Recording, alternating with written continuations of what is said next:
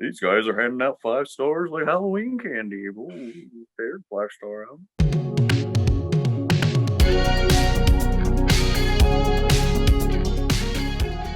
What's up, everybody? Welcome back to Taste Like Music. Jason, Joe, and Crams are here. This week we are talking about Roxy music. Not a huge discography, just 8 studio albums. If you're new to the channel, every week we cover a different artist and we give you 3 videos. Every week, the Tuesday video is us ranking all of the studio albums of the artist. On Wednesday, we give you top 10 songs. And on Thursday, we do a third video, either a short list or some sort of discussion inspired by the artist at hand. In addition to all of those videos, we also give you our Songs of the Year series on Friday. And we're also trying to do multiple album reviews of new releases every week. So a lot of content. If that sounds like something you would be interested in, make sure you subscribe, hit the bell for notifications, hit like on this video, and check the description for links to all of our social media. So Roxy Music is an artist that I covered on the channel back before Joe and Cram joined. So we refer to that as a remaster here on the channel. So we are remastering the Roxy Music list. Probably one of my more controversial lists, at least in terms of the one I had winning. So we will see if that has changed at all. How much experience with Roxy Music do you guys have going into the week? I'm definitely the newbie to the group of Roxy Music. I knew Avalon. That was the only one I've heard in full. It was the one my mom had, so I listened to that. And while I liked it, it never convinced me to explore more of the group. I like the sophistopop of Avalon, but it never screamed to me like this is a band you need to check out. So I kind of have ignored them, underappreciated maybe. Heard some songs here and there, Love is a Drug, and maybe a couple other of their kind of bigger American songs, which weren't many. So a lot of this was new to me, and I found it very intriguing. That's all. I don't want to give it away. So that's all I'll say. It's true. I mean, we hardly have ever heard Joe comment on Roxy Music, so I'm pretty excited to see what his list is like. I was really into Roxy Music around like 2010, 2011. I know all of their albums, though I haven't revisited many of them other than my favorites. They are a tough band for me to express how I feel about them. They kind of fall out of my mind quite a bit when I'm thinking about my favorite artists. Probably on the cusp of like top 100. I did nominate Country Life for Album of the Year in 1974. So we'll see how that plays. 74 was probably what I considered the weakest year of the 70s. And I like them a lot. When we were talking about Pink Floyd, I talked about how much I loved Pink Floyd, but they were a band I couldn't really get inside of because they are so peculiar and take a lot of, analysis. That's also kind of how I feel about Roxy Music. I'm always impressed with them. I love listening to them. I think they're so cool, but it's really hard at times for me to get lost entirely in their stuff. Like I'm always thinking about them while I'm listening, like trying to figure out what's going on with them. You know what I mean? So it's a different kind of circumstance with them. I'm definitely really into them, but there's still just like a little piece of me where they're a little bit too abstract or too intellectual for me to just like comfortably lose myself in. I don't know. It's hard to describe, but I definitely dig it. So who wants to start with their list? Number 8. You'd like me to kick things off? Like to see, or you want to save it for the end? I mean, it doesn't matter. I'll kick it off. So I wasn't really sure what to expect when I started my listen through Roxy Music. I like to go in order of when the albums originally came out. So I'm started off with Roxy Music. I'm very split. This is my bottom. Roxy Music from 72. 3 stars for me. I like the way it starts. It starts off great. I was really digging it. Remake, Remodel, fantastic song. Ladytron, If There Is Something, really starts off on a high note. You really get a dose of Bryan Ferry. And, his voice, especially early on, it's very take it or leave it because he's got that like goatee quality to it. Like he's like bang sometimes. And I don't mind that. Like, it's interesting. I think he has a pretty good voice. The production on this album, though, it's a little sort of muddy.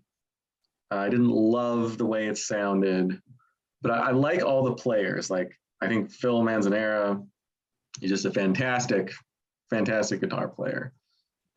He really starts off on Remake Remodel in that like almost Santana, Terry Kath kind of mode where he's just like wailing away the whole time.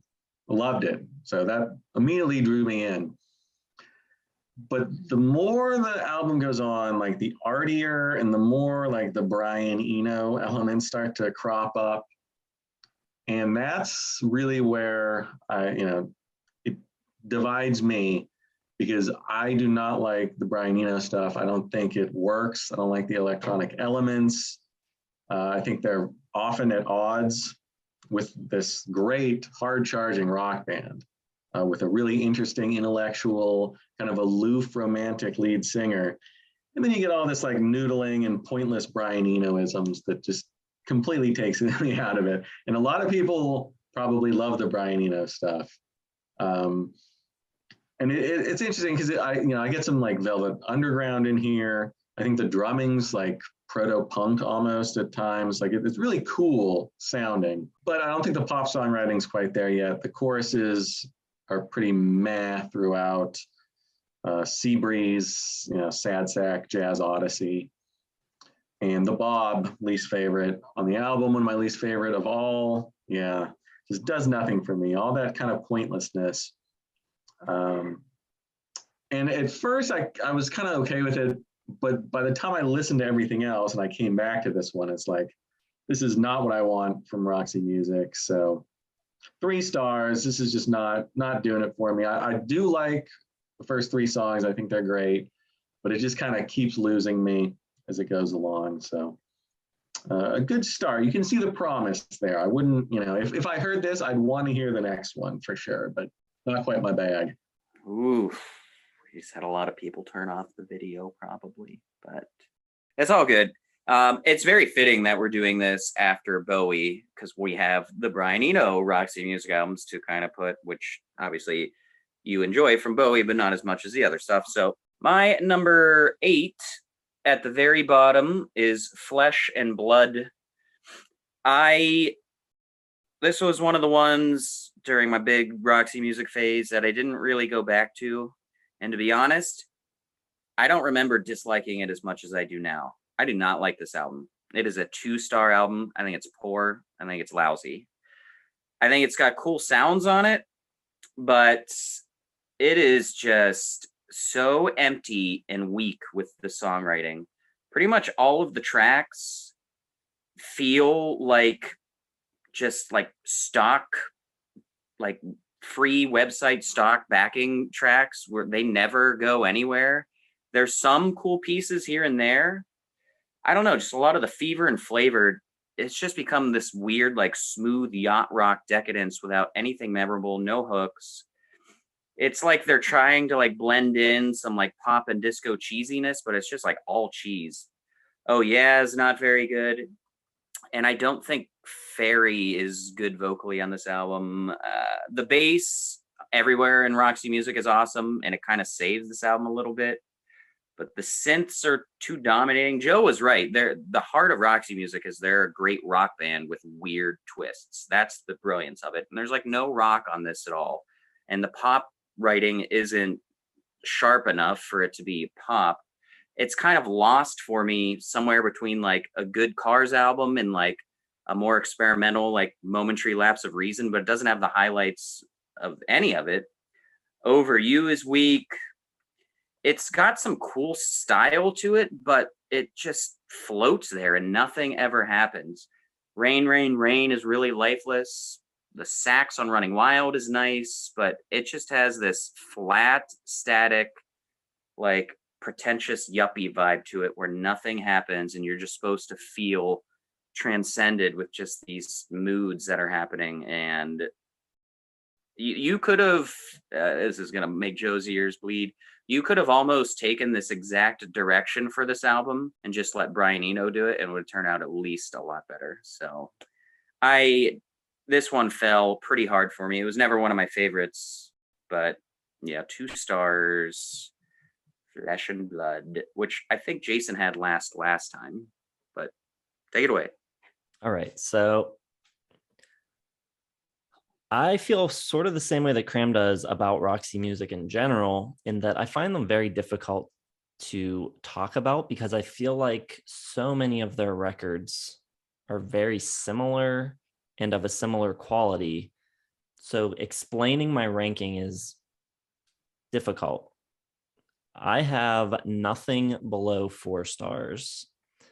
The bottom for me, though, is the same as Cram, Flesh and Blood. And I believe he's right, it was my last place last time as well. They're down to a trio on this record. So the rhythm section is no longer with them. It is just Ferry and Manzanera and Mackay. So they're using session players. It's really slick. And unlike Manifesto, which I think also is where they're really starting to get a little bit of a slicker sound, I think with Manifesto, you can still sort of connect it to the early records. Like there is some sort of through line, but here it's really very different, very clean, almost sterile sounding. Cram's right, doesn't sound like a rock band anymore, really. But man, I think so many of the songs are great. I think Oh Yeah is awesome. I think Over You is incredible.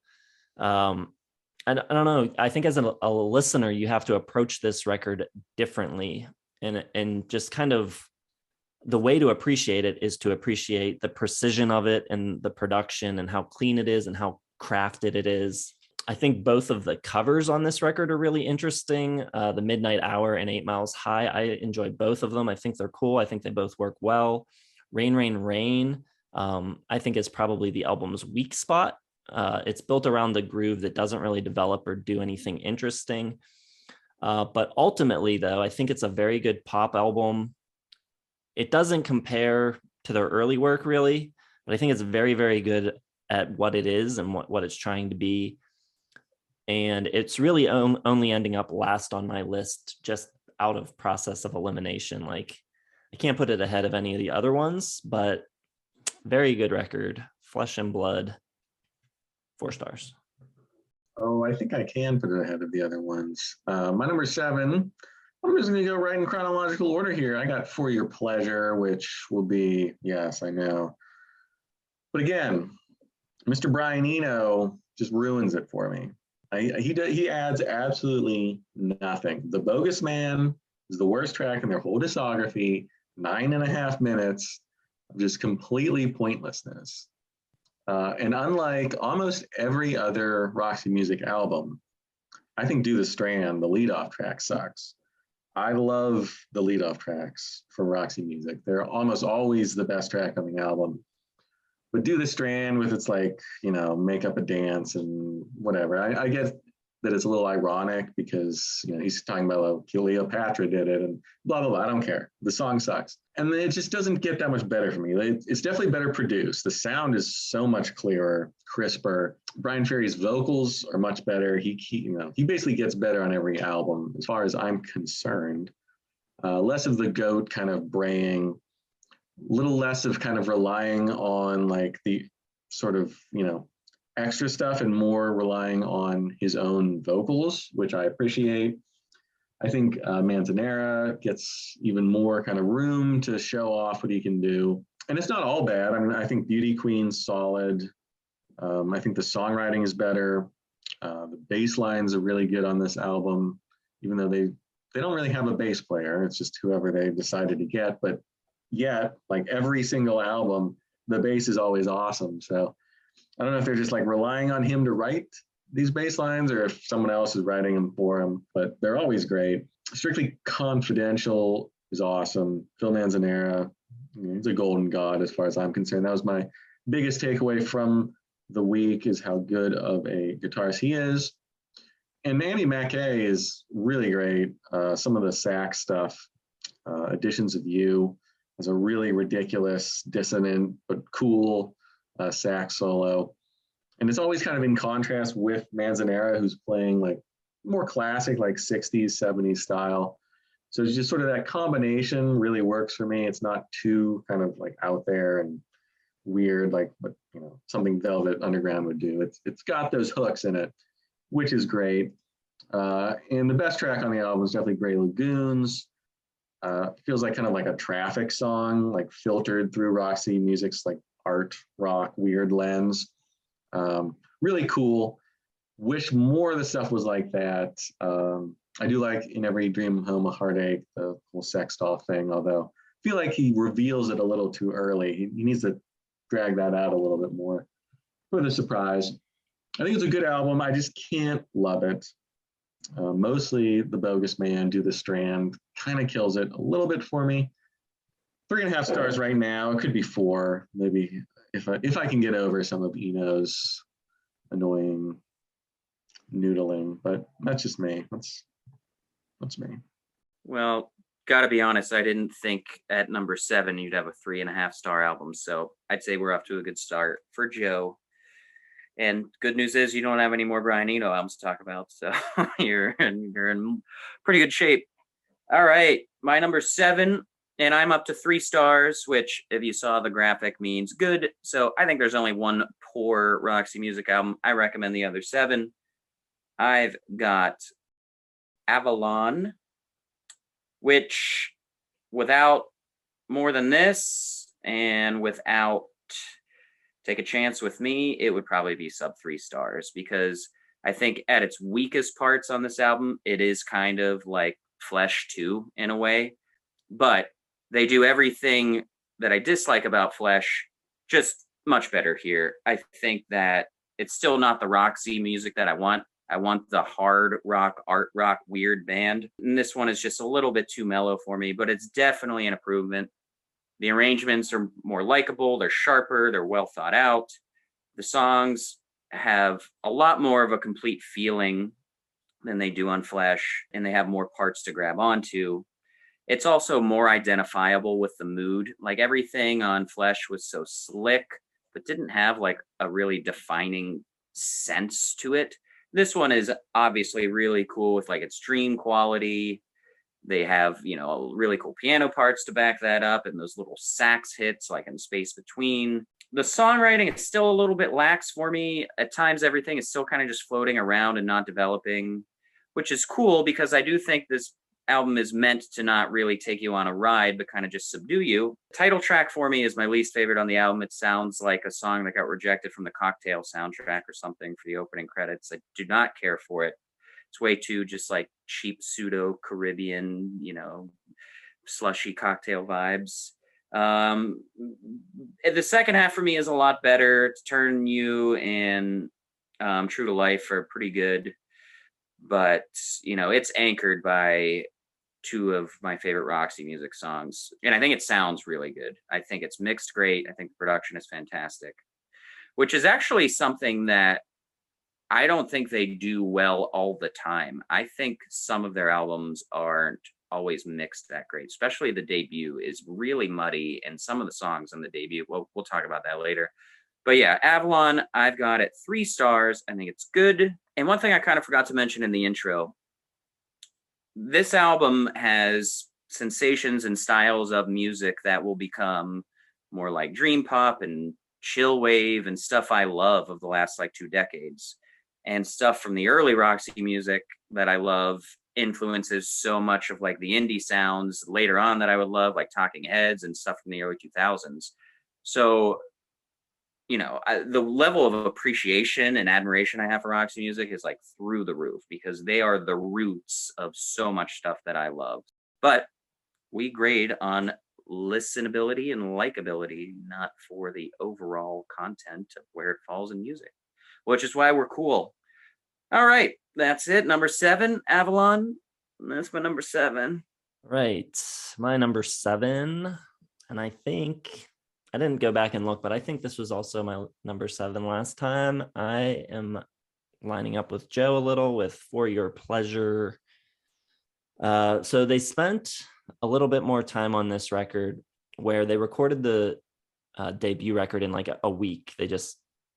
They had some financial restraints with the funding and had to bang it out. This one they spent a lot more time on, and you can tell the production details it's much more detailed and more elaborate. The album to me feels like a darker take on the debut, and I think that's kind of demonstrated in the album art, where you have like the white pristine looking debut record, this one very dark. But I think there are some of the darkness seeps into the music too, and I think it hurts some of it. I think In Every Home a Heartache, The Bogus Man, and the title track especially just don't seem as exciting to me musically. But that is not to say I don't like the record. I still have it at 4 stars, which means I think it is a very good record. I think Beauty Queen, even though it's a slower ballad, has a really great melody. Do the Strand and Editions of You are both really cool. I do kind of see what Joe is saying about Do the Strand. I think it's a little maybe too close to a song like Virginia Plain, rhythmically with the drums just kind of pounding away. And actually, that's a template they follow a lot through the first kind of era of the band, the first 4 or 5 records. And it does start to like wear on you a little. It's like another one of these songs. It just seems like they're like filling out Roxy Music by numbers a little bit. But at the early stages here, if you're listening chronologically, I think Do the Strand, still pretty cool. Editions of You, really cool. I really like that song. My favorite track on the record, though, I think is probably Gray Lagoons, which doesn't really feel quite like anything on the debut. I think it's a really cool kind of like growth away from what they were doing on the first record. So like I said, a very good record. I like it a lot. 4 stars, but I do think there is that certain darkness to it that it holds it back just a tiny bit from being one of my favorite Roxy Music records. For your pleasure, number 7. All right. It's good. I'm glad Jason has that down kind of towards the bottom, because every review I read was just like, oh, 10 out of 10. This is the greatest. I don't know what the hell people are talking about with bands like this. I just hear things completely differently. My number 6 is going to be Avalon, though. I'm not too far away from Pramser on this. I like this one, but like I said in the intro, it never like compelled me to want to listen to their whole discography. Maybe I was expecting, this kind of almost, it's sophistopop. It's not adult contemporary, but it's kind of leaning that way. And especially after you listen to the rest of their stuff, like this one just feels very safe. Like even the cover, the dude holding the falcon overlooking the vista, the lake, whatever. Like, where's the raunchiness? Where's the half-naked model? It feels like they've kind of shifted to, a little more mature, which, I don't know, I don't really want that from Roxy Music. But I think this is a strong album anyway, even though it's not quite 4 stars, because there's a couple problems. One, there's 2 instrumentals. Never loved Avalon with Pramser on that one. I think More Than This is great, though. Take a Chance With Me, great. But, the vocals are a little too smooth. The guitar, not quite as prominent. I miss some of the shrieking Phil Manzanera, just crazy, awesome guitar solos. And I don't know, sometimes it just feels a little too stock 80s for me. Like To Turn You On. But so it's a good album. I just didn't love it, especially after kind of the glory, the best era of Roxy Music, in my opinion, that 70s stuff. This one just felt a little bit like they're kind of running out of ideas, and they wanted to maybe break through in America, make it safe, make it a little more 80s pop sounding. So it's not a embarrassment as far as the last record goes by any means, just not quite up to their usual standards for me. So 3.5 stars for Avalon. Could be 4. It's right on the edge. My number 6 is Siren, and I've got a couple of these at 3.5. They're like damn close to 4.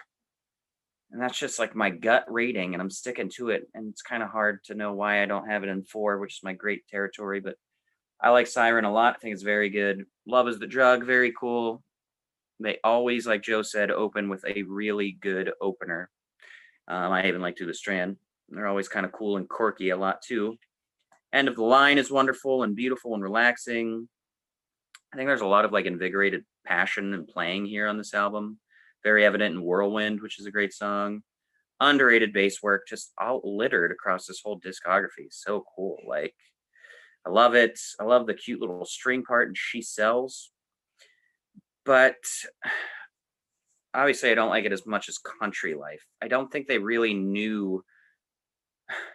I don't know. I don't think they really knew how to follow up Country Life, like wanting to grow, but wanting to also keep something awesome.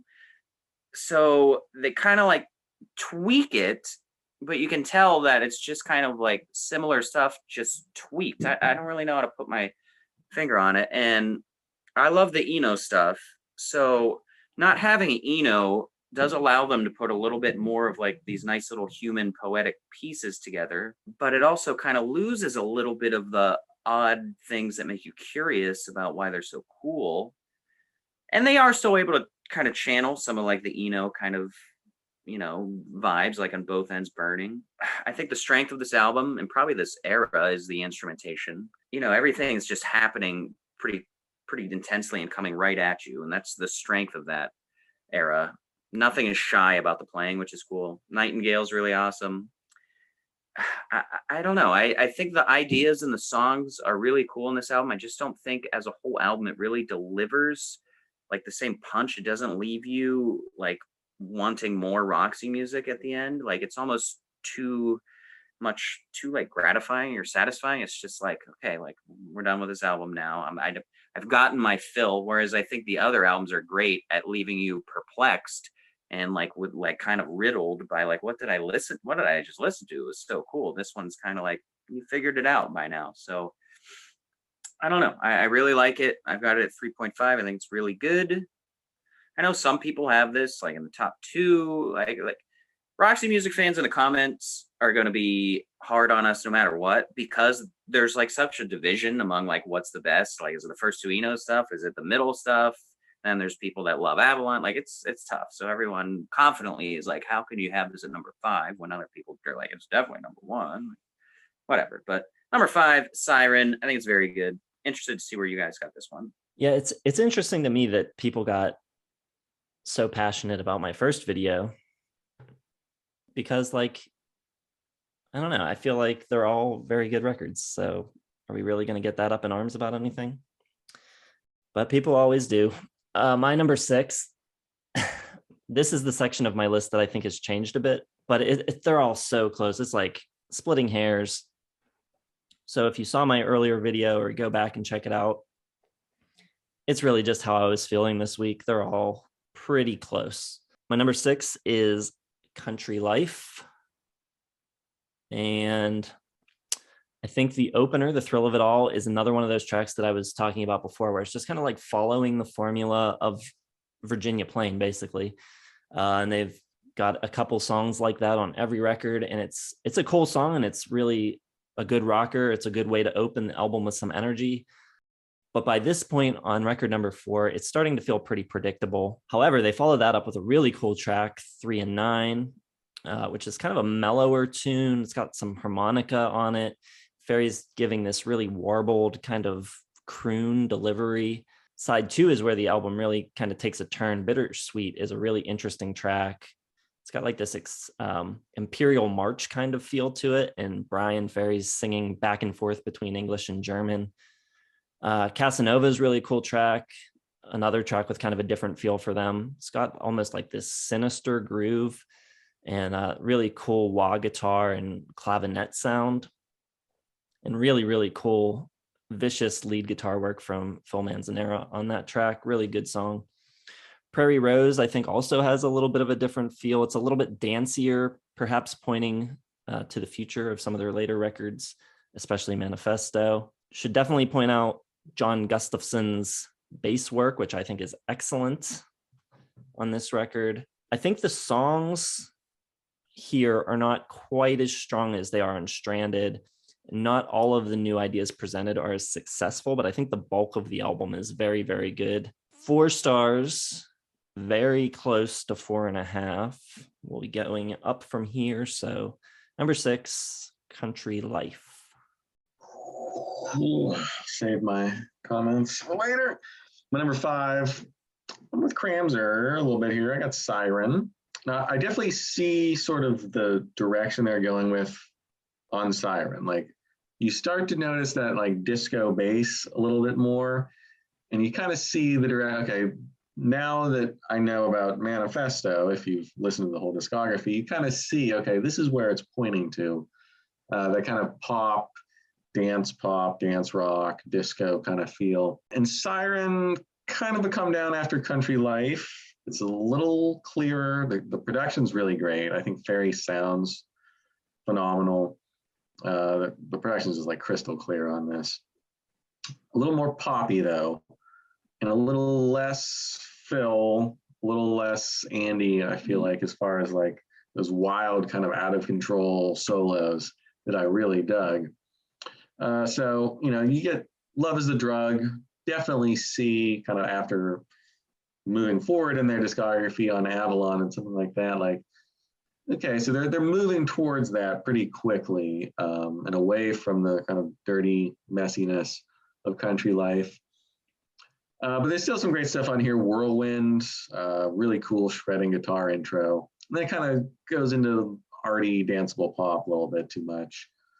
She Says, I think is great. Really cool piano part, really cool strings on it. Ferry's doing this like theatrical kind of singing that whip back and forth between like pop and theater, and then sort of comes in as disco. Like it's doing a lot of stuff, and it all works pretty well. I got this at 4 stars, but like I think it's like just kind of 4 stars. It's definitely for me a step down, and not quite as kind of fun as Manifesto is. So it's, for me, this one's kind of caught in the middle between the two styles, the hard rock and the real kind of disco dance pop that they would go to. Nothing, egregiously bad though on this one. I think all the songs are good. Just when I was looking through my top 10 songs, like I just wasn't pulling too many from Siren. So I still think it's 4 stars, solid album, but it's good. It's a good album, just not great. It doesn't give me exactly what I'm looking for. So whatever. My number 5, I'm still at 3.5 with like a really close to 4 situation again. I've got Stranded, 3.5. Big change for the band. It's the first one without Brian Eno. And Ferry allows the other guys to write some tunes. The Eno absence is noticeable in a lot of different facets to me. Lack of synth and scape, obviously, and more piano, a little bit less strangeness, bigger guitar sounds. However, apparently it's Brian Eno's favorite Roxy music. Like, way to be terrible with your own brand, dude. Like, what are you doing? I don't know what it is. I think it's just missing some of the peculiarness. I think it's missing some of the feeling. I don't know at its core how much different it really is from the first 2, other than like you don't have Eno there to kind of paint those vivid like pictures onto it. But there's definitely some really good stuff. I think Just Like You is nice. Serenade is great. Street Life is great. I do think that unlike pretty much all of the other albums in the 70s, like I talked about Avalon and Flesh having some duds, I think this one actually does have a couple of duds. Like A Song for Europe really needs like some sort of emotional punch up to it. And Amazona does not do it for me at all. But everything else I really like. I think Mother of Pearl is awesome. Spoiler, just missed my top 10 songs for tomorrow. I love the line when he does looking for love in a looking glass world is pretty hard for you. Great line. But I kind of feel like right now without Eno, they're caught in between trying to rein in their songwriting and be a little bit more sharper and not rely on some of just the experimentation and the instrumental stuff. But they also are like, well, we also have to be aware of what we were in the first 2 albums. And it's kind of this tug of war. And I think some of the musicianship kind of gets a little bit watered down and a little bit too careful. And then some of those intentions rely too much on Ferry. And I actually think it kind of results in him maybe overcompensating a little bit vocally at times, a little bit. So I don't know if they find that balance yet on like wanting to get a little bit more structure in the songwriting and have that be the focus while keeping their sound and all of that stuff. I think they perfected after this. and they're like pretty close on this. It's also kind of missing some highlights for me. Like, I don't think this has some of the best Roxy Music songs on it, but everything is really good, which is why I'm giving it my really good 3.5. Stranded, number 5. All right, my number 5. Oh, before I do that, I just want to say I'm very pleased that we all have Manifesto in the top half. That's cool. My number 5 is Avalon from 1982. It was one of my 5 nominees in our Albums of the Year series. However, 1982 is one of my least favorite years of all time, so it didn't have a ton of competition. A rare year where a 4.5 star gets into the nominees. So they changed up their writing process a little bit around this time, and they said this record was written, 90% of it was written in the studio. So I think it kind of follows in the footsteps of the previous record, Flesh and Blood. It's really clean, really precise, exacting craftsmanship in the studio. But I think they add quite a bit of warmth to this record, whereas Flesh and Blood is a little more cold and clinical. You get some really nice synth beds on this record, string pads, strings, hand percussion, layered vocals. It just kind of adds more to the sound and to the overall feeling. I think you're able to get lost in the sound a little bit more on this record than you are on Flesh and Blood. And I can see why people may not dig this record. It's so far removed from any sense of rock and roll and their artier tendencies and the danger and experimentation of their early work. But I think it's a really gorgeous sounding record. Bob Clearmountain says it's probably the record that means more to him than anything else he's ever done in his career. And if you don't know what a significant statement that is, look up his discography. He has worked with literally everybody. Like his credentials are just incredible. So I think that speaks to how great the record sounds. It is just really, really well mixed, sounds fantastic. And for myself and someone who talks constantly about how things sound as much as I do anything else, I really love the sound of this record. I think it's great. And you got Bryan Ferry there presiding over everything with his kind of cool crooning lyrics and vocal delivery. But I think there's some great songs as well. More Than This, Avalon, Take a Chance with Me, True to Life, I think are all really good songs as well. So very, very good record. 4.5 stars for Avalon. All right, this next one for me was just bounced all over the place. At one point, it was in last. And then I really put on the headphones and just really kind of dove into it. And I got Flesh and Blood here at my number 4. I don't know why it suddenly clicked with me, but there was just something about it. Maybe it's just the bass work, which is just incredible throughout. It's unbelievable. And maybe that was kind of lost. And I was listening to it in the car on an okay speaker. But then I kind of honed in. I was like, okay, I got to give this one more chance. And it really just kind of shot up my rankings. And these are all so close that they could definitely move. I haven't locked these in forever, anything. But whatever reason, this one definitely jumped up. I think the only thing that kind of holds it back for me a little bit, maybe even going higher, I don't know, we'll see. The 2 covers, I think they're good, but I don't know how much 8 Miles High lends itself to being a dance pop song, a disco kind of, it almost works because I do love the song and it's cool to hear it in just a completely transformed manner. And I do like that. I think that's a very cool thing to do. I love it when covers are just sort of completely taken out of their context and their own genre and turned into something new and interesting. So I do like that. It's cool. I don't know if I would have picked those 2 covers, but it works. The singles themselves, Oh Yeah, Over You, Same Old Scene, I think are phenomenal. You can definitely make the straight line from ABBA to Duran Duran, right through Same Old Scene. It's got that kind of ominous sax stuff going on.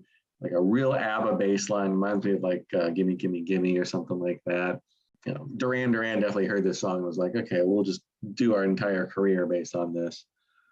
Dig that one. Oh Yeah, it's got that kind of romantic, arty, kind of sexy, cool Bryan Ferry vocals and the backups.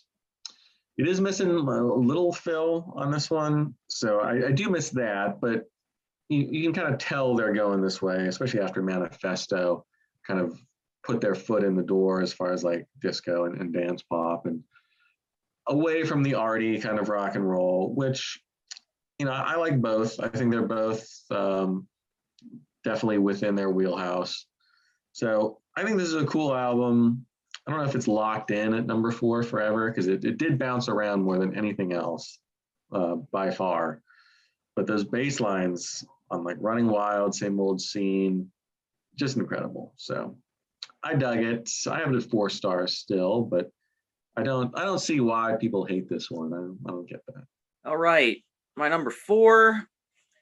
Just gonna nip this in the bud before Jason busts his load. I got Manifesto. It's not gonna be a trifecta. Just relax. But you took a lot of heat for having this at number 1. And while I don't think many Roxy Music diehards would have it at number 1, even though there are a lot of different number 1s among the Roxy Music diehards, this is not a bad album. So it's not like you're, picking a tremendously awful album and being like, this is the best album. No, you're in good shape.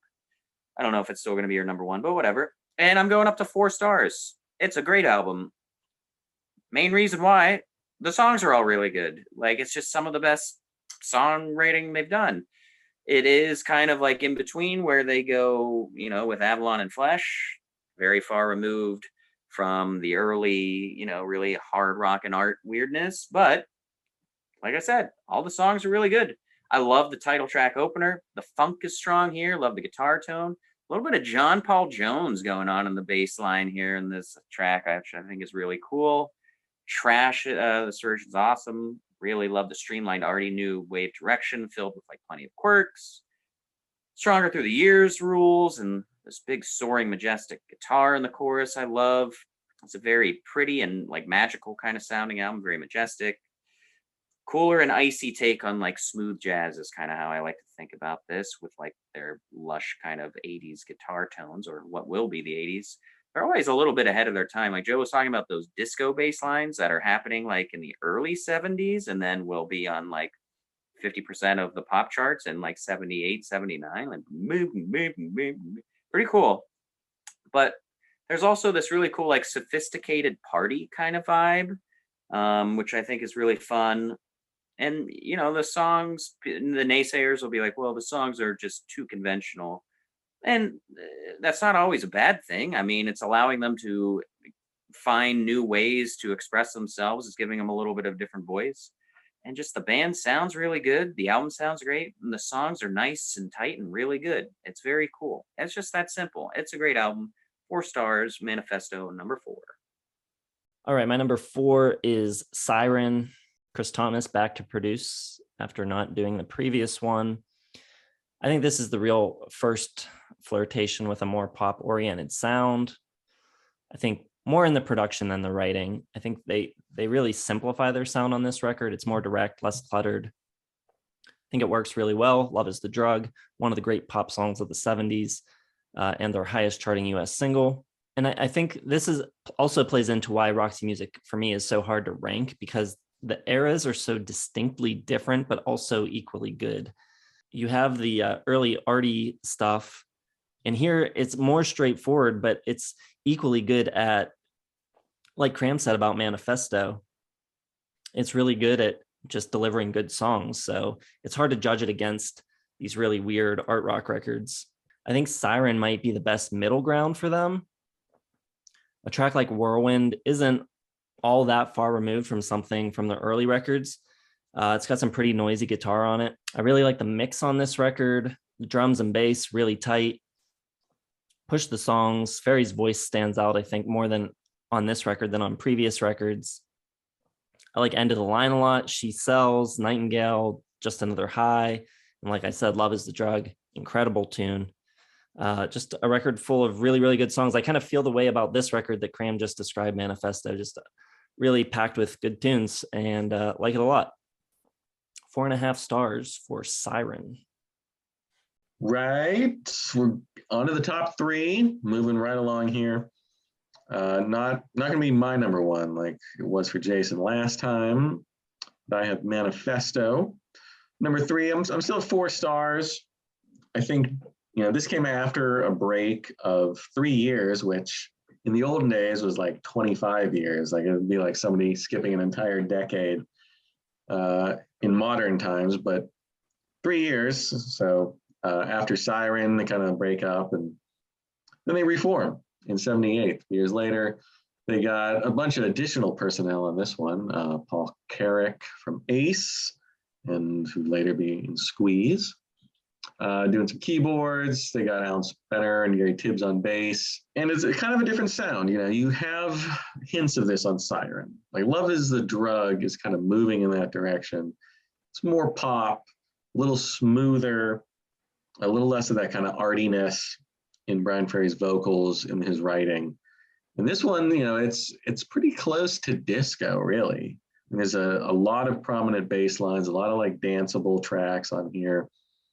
I think Ferry's vocals on this, it comes down to whether you like that arty, goaty style from the first couple records. I tend to prefer this like smooth, sexy, like middle-aged almost kind of vocal style from Ferry. There's a little more of the maturity, a little less kind of, impishness to his vocals, to his lyrics. Well, Ferry is great on the vocals. You are kind of cutting out Manzanera a little bit. There's less interesting guitar work. There's still some good, oboe and sax from Mackay. But I feel like this is very much like Bryan Ferry's kind of scene here, and he's kind of controlling it, despite the co-writing credits. So it's definitely smoother. And I don't know, I think this might be their most consistent record as far as like good songs. I think every song on here just has great hooks, great choruses, great playing, great bass. I don't know if anything really like jumps out at me. Maybe like one track in my top 10. So it's a very good album, just constantly good playing, very cool direction. They can basically play whatever they want because they're just a really good band. I don't know. I like this album a lot because it's in 3rd place, obviously. But I don't really know what to say about it, I guess, other than it's a good, mature, kind of adult disco album. My 3rd place winner, this is tough. I am all in with Jason here. Like it's a juggling act for your favorite Roxy music stuff. Numbers 1 through 3 for me are 2 spots apart, but they are really like this. Like it's better to graph it where it's just like, eh. And especially with my number 2 is very close to this one as well. But my number 3 is the debut Roxy music. We're jumping up to 4.5 here, people. It's really great.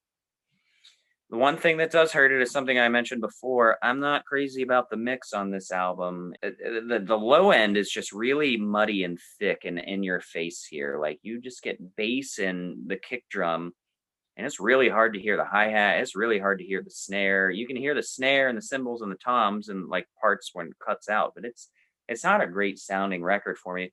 There's also kind of the charm is like this is kind of like one of their dirtier albums, which is cool. And that's really the only major complaint I have.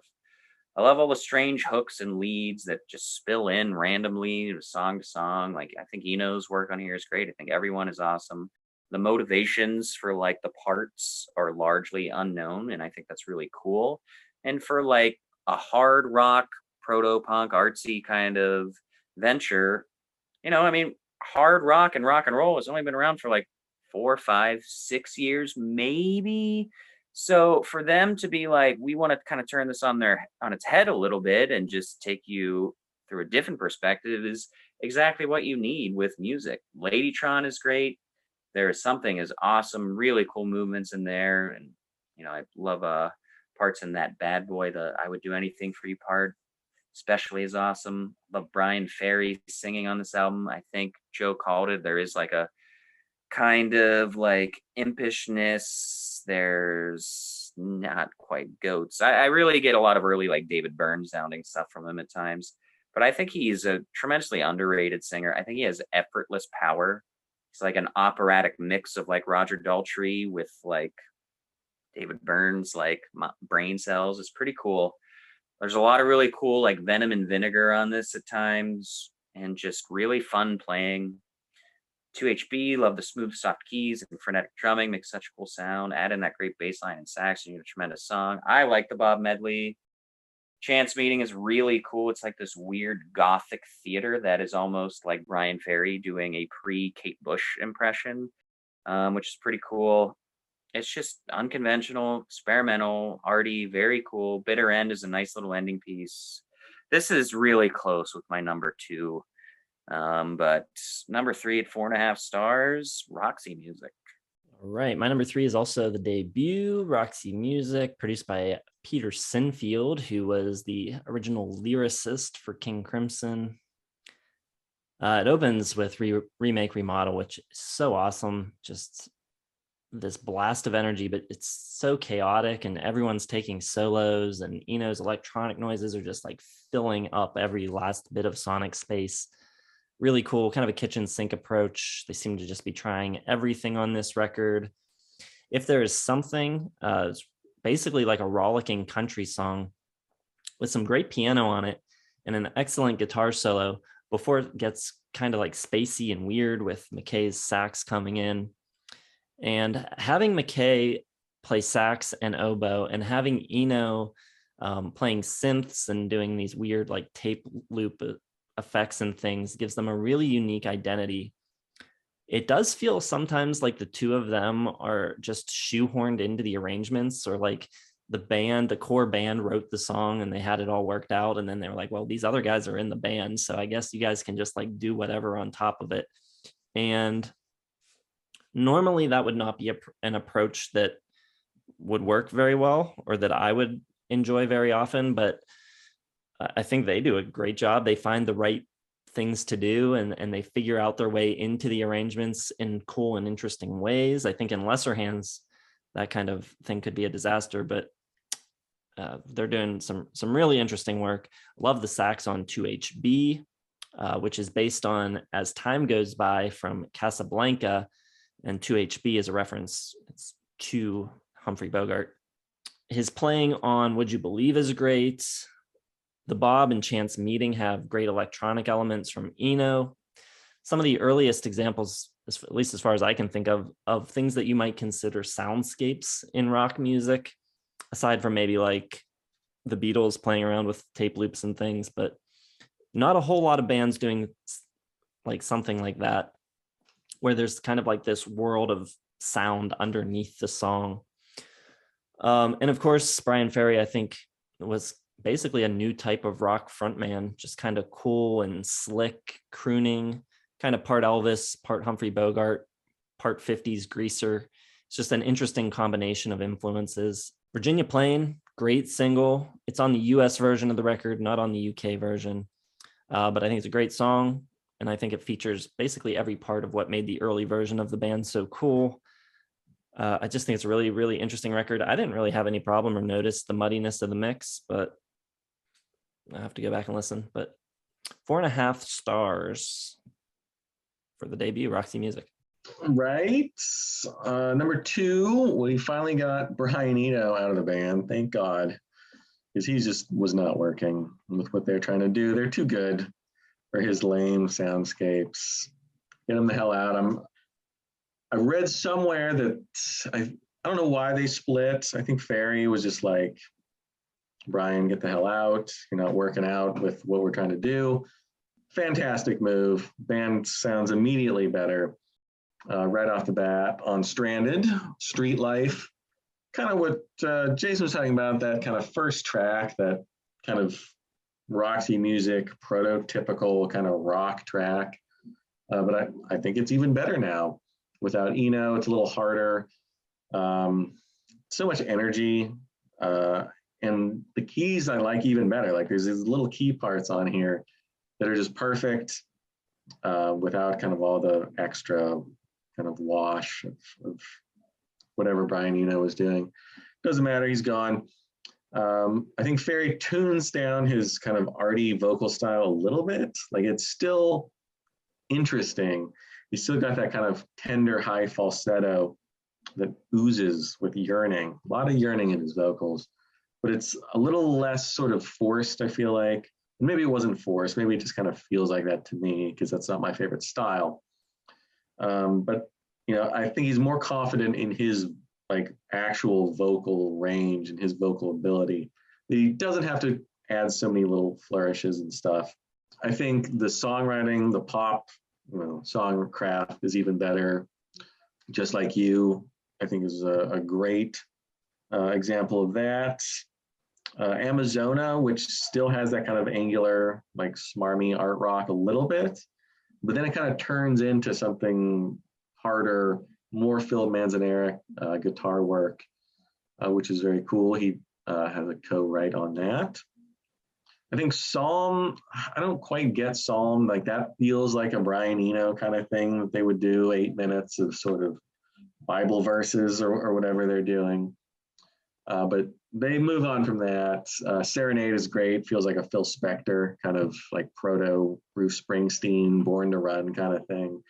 Really great backbeats. Love the classic rock leading guitar. Song for Europe, I don't mind. It does definitely sound like guitar. Well, My Guitar Gently Weeps. Like it has that kind of like rising part. But I think it's cool. It's over the top, melodramatic a little bit, but I really like Ferry's vocals on that. Sunset, Mother of Pearl, you know, I think are very solid as well. Just a really good album. I think it's definitely sort of, you know, it's not quite like For Your Pleasure. It's not too far off, but it definitely shows like what they had become without Eno. A little heavier, a little less reliant on sort of that art rock stuff, a little more, you know, rock and roll, which obviously I'm going to gravitate to a little bit.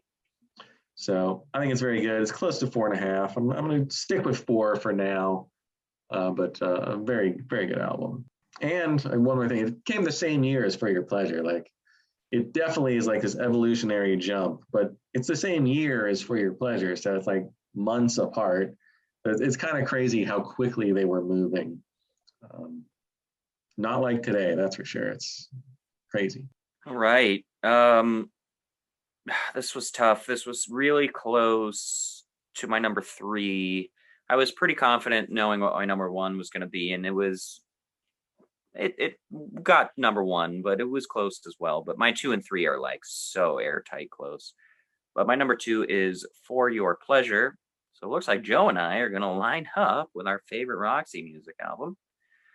For Your Pleasure, I think I have more fun with the debut as like a rock album, but For Your Pleasure just really has such cool like icy danger style to it, while also kind of rocking. And I think it just kind of intrigues me more and perplexes me a little bit more. And the album cover's awesome. It's one of my favorite album covers of all time. It's so cool. Do the Strand is good. You know, I think you can just hear like Talking Heads coming with this. And Jason's right, it's much darker and a little bit richer, and I think it gives it this really cool icy glam suave art pop kind of thing. Like Joe's talking about, like he loves like that smooth adult thing. I think you still have like little bubbles of that style here, which is there just because Bryan Ferry is Bryan Ferry. And I think it's really cool. I think Eno is doing some really awesome things. I love Bogus Man. I think You're Out of Your Gourd. I think it's so cool. Beauty Queen, In Every Dream, Home of Heartache is awesome. The songs are just really cool. They're really mysterious. It's very lurking, but like otherworldly, like somewhat semi-dimensional at the same time. Well, much more abstract form. And it kind of just gives you these cool eerie vibes, which is like what I was trying to talk about at the beginning of the video, where the best Roxy music albums you finish and you like them, but you're also just have this big question mark like above your head, like what did I just experience? It's such a cool feeling. That feeling's cool, but it's hard for me to get inside an album when I'm trying to analyze it and feel it out. So I appreciate the hell of it. I just think it's so cool. And I think it's a great album that doesn't really sound like any other album. It just gives you a really cool perspective. And I think there is still something really human about it, especially like it's really lurking and just like it kind of builds and builds, but doesn't really resolve. And it kind of just leaves you with like this fun, nervous energy, like going to a horror movie or something. It's very cool. I like the detached kind of sense you get from it. It's not quite a 5-star album for me, but 4.5. Very great. For your pleasure, number 2. All right. For me, my number 2 is the record this week that grew on me the most and really stood out, I think. And I've got Stranded at number 2. Eddie Jobson comes in, kind of fills the Eno role. He's doing synths. This was a number 1 record in the UK, only made it to number 186 in the US. So you can see the vast divide there. You know, for some people, when Eno left, that was the end of Roxy Music and it was never the same again. I don't really get that, though. I don't think this record is that different. It's not quite as experimental, but I think the songwriting improves tenfold. And the style of the songs isn't really that different from what they were doing. It's just very similar type of writing, but just more direct arrangements, which I think works. I mean, I'm all for it. Put the song first, do what's right for the song. And I think that's what they're doing more of here than they were on For Your Pleasure. Like Graham said, called it one of his favorite Roxy Music records, which is interesting. Great consistency, but also a great variety on this record. Street Life, Just Like You, Amazona, 3 very different songs to open the record. All of them are great. Street Life in the vein of the early singles. Just Like You, a really cool ballad. Amazona, really weird and unique, kind of a new type of pop song. A Song for Europe is big and epic. I think there's some great drumming on that track from Paul Thompson. And while they might not be experimenting as much sonically, structurally, I think the songs are pretty adventurous, with half of the tracks around like the 6 to 8 minute mark. Mother of Pearl, I think, is a good example. Really cool riff-based thing for like the first minute and a half, and then it shifts to like this slower piano thing. And I think they're playing with structure more. You're not seeing like the A-B bridge type of structure that much on this record, but I think the songs are focused, they're concise. The record is song-centric, but I don't think they're shrinking all the way down to just doing conventional pop. I think they're retaining their personality. I think they're retaining their artistry. I think it's a really masterful transition into the post-Eno era for them. I just think it's great. 4.5 stars for Stranded. Okay, well, only one left. Kramser was right. I may have given him a look when he nominated this in 1974, probably scoffed a little bit, but he was right. Country Life is amazing. I have it at 5 stars. I think it's fantastic. It was an easy winner for me. Yes, easy 5 stars for me. I just love every single minute of this album. I think it starts off fantastic with The Thrill of It All. Really, my big question is, The Thrill of It All do I like better, this or Black Sabbath? Kind of up in the air right now. But, right off the bat, you get a little extra from Phil Manzanera. I mean, I think I'd even call him incendiary. He's at least a conflagration, because he is just killing it all over this album. His best guitar work. And I just, I could listen to him all day. That was definitely the biggest discovery for me, is how good he was. Being pretty much only familiar with Avalon, I kind of missed that part, the mid-70s, where he is just shredding it up. And I love the bass. The bass is even more prominent on this album. John Gustafson does the bass work on this one, and just so like forward and pulsating right off the bat. I think Bryan Ferry's vocals are even more polished.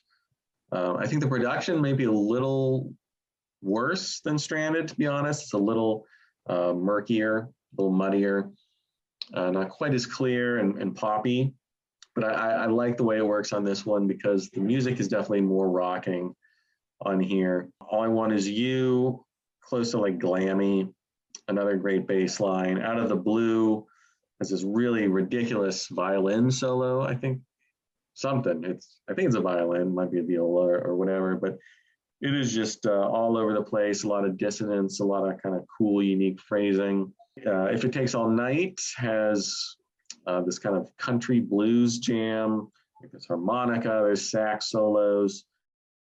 It's definitely the least arty, I think, of all their records. It's definitely the most kind of grounded in rock. But they still do weird stuff. Bittersweet with the Germanic, like Schlager vibes. Kind of reminds me of Whiskey, Alabama song, Whiskey Bar from The Doors, like that kind of like weird, like hard rock that has, this kind of like sinister undertones and overtones. I guess anytime you start singing in German, like you kind of get into that, like, oh, what are they doing here? I'm not quite sure, but it's a really kind of cool, unique song. Love Casanova, obviously. The lyrics, venomous, sharp, just tearing down, a rival or somebody rich and famous. Great clavinet in that. And even like something like Triptych reminds me of like Moody Blues or like King Crimson. Like it's kind of this weird proggy style, multiple track vocals, kind of like ye old English flair to it, but really cool. I think a really good time. Is really kind of, bittersweet and emotional. Prairie Rose is great. I've no problems with any of these songs. I think they're all very good. And it was pretty easy putting this in number 1, 5 stars for Country Life. Great album cover too. Chicks, dude. Hot chicks. Well, Joe going 5 stars for Country Life is a pretty cool surprise highlight and getting him some street cred. It's my number 1, obviously, but I don't have it at 5. I've got it at 4.5, which, everyone calm down. It's a gut thing. I don't have a lot of complaints. You don't need to start at 5 stars for every album and then tear it down from there. I just don't, if I look at all my 5s, I don't like this quite as much. And that's that.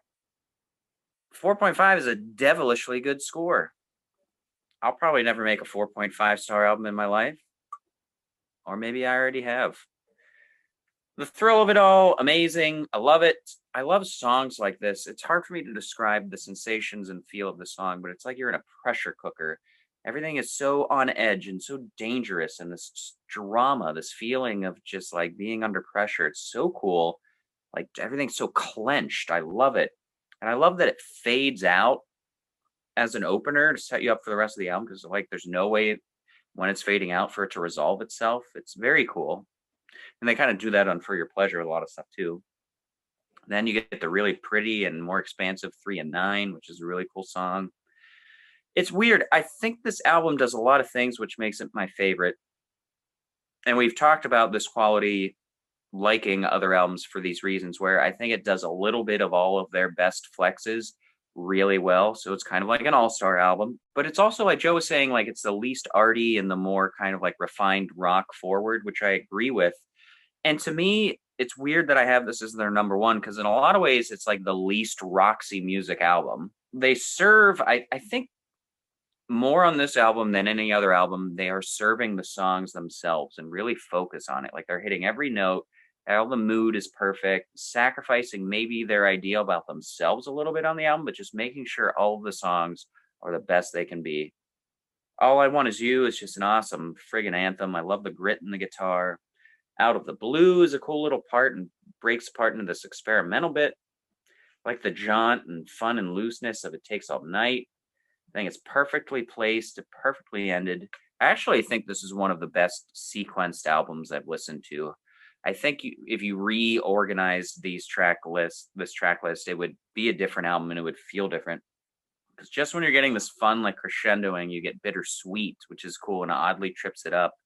Like just as you're enjoying yourself as much or like in one kind of space or presence of mind in this album, when you're about to like want something different, they give it to you. It's very cool. Triptych continues the cool weirdness. It's great. I liked how Joe talked about it. Casanova, obviously just freaking so badass. just think it's the perfect blend of their artistic and musical sensibilities and songwriting. Everything's just refined. I'm just in awe of what they can pull off, and am embarrassed because I don't feel like I describe the band well or my reaction to them, but I'm doing my best here. Country Life, number one, 4.5 stars, my favorite Roxy Music album. So Joe is the only one of us getting to 5 stars. Who would have thought? I think egregious bands. We did that video about bands we love that never got to 5 stars, and never mentioned Roxy Music. Yeah, I mean, it's weird because I've got every single one of their albums at least 4 stars, but they don't have one that gets to 5. They're just all right in that, like, really, really good, like, but not quite. But still, my number one, sorry everybody, but it is still Manifesto. I'm always torn with these bands that just kind of gradually throughout their career go lean poppier and poppier. And usually with bands like that, my favorite one will end up being the middle one where they kind of start the transition, but it's not like full on. I like those ones that are kind of a blend of both usually. For Roxy Music, the most middle ground, I think, like I said when I was talking about it, I think that's probably Siren. But the thing about Roxy Music, though, is that I don't feel like their writing ever really changed that much. I think even at their most experimental on the early stuff, they still had really good songs and strong melodies. So a lot of it with them doesn't come down to them like changing the types of songs they're writing that much. I think it's more about presentation. And I think the presentation on this record is really, really cool. It's like part disco a little bit, but also like there's a bit of like early new wave-ishness happening. And I think you can see that a little bit on a song like Trash, where you hear like these almost Steve Naive-esque keys that you might hear from like Elvis Costello. In a way, it's more polished and radio friendly, but it feels very, very stylized in a certain way that makes it really interesting to me. Angel Eyes, I think, is awesome. The bass sound on that song is so intense. I love the vocal production on it too. Bryan Ferry sounds so great on that song. Stronger Through the Years is a really dark, groovy jam, incredible bass playing on it. And it's just got like this ominous haziness to it. Manzanera's guitar on it's really cool. I think this record kind of shows them all off as players a bit too. I think the playing on it is incredible. Alan Spenner and Gary Tibbs split the bass on it. I'm not exactly sure who's playing bass on Stronger Through the Years, but the bass work on that track is ridiculous. My Little Girl and Dance Away are among the poppier songs, and I think those would point kind of towards the next era of the band on Flesh and Blood and Avalon. Spin Me Round does a bit too. I love Cry, Cry, Cry, the female backing vocals singing the refrain. So catchy and infectious. I just think catchy songs, incredible playing. I think as a bass album, the bass players on this are just going off like the whole time. It's one of my favorite bass albums. I love the style, the late 70s kind of sleaze and excess packaged with like this glossy sheen. Really cool. It's kind of like almost like a New York record in a way. I don't know how much they were influenced by New York specifically, but it feels like Studio 54 and CBGB's just like mashed together with like this glitzy disco-ness, but like this also kind of grimy new wave type of thing happening at the same time. I think it's really cool. I think the songs are great. It's my favorite Roxy Music record. 4.5 stars, Manifesto. Joe is going to be more beloved by the rocks. I don't think Country Life is going to do it for most people, though. I seem to have seen that kind of falling. I think people prefer the arty for your pleasure side in general, or, Stranded, something like that, where it's still balancing the art and the rock. But for me, I think they could have been a really fantastic, just hard rock band if they'd wanted to. I'm just going to come out and say it now. Whenever we do Cram Month or whenever that is, I'm picking Brian Eno, and we're going to put you through the ringer, my friend. I do like solo Brian Eno more than his contributions here on David Bowie.